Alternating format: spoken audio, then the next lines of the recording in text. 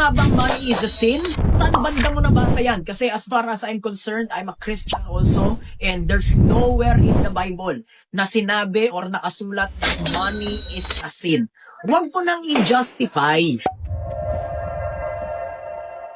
Kaya walang nangyayari sa buhay mo at walang nangyayari sa sitwasyon mo sa buhay is because patuloy kang gumagawa ng mga excuse. Patuloy kang gumagawa ng mga rason at patuloy kang gumagawa ng mga justification bakit hindi nag-move forward yung iyong buhay.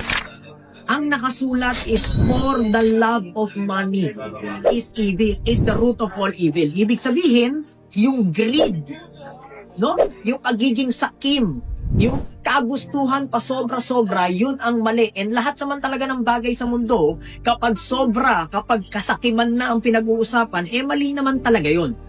Pero, hindi ibig sabihin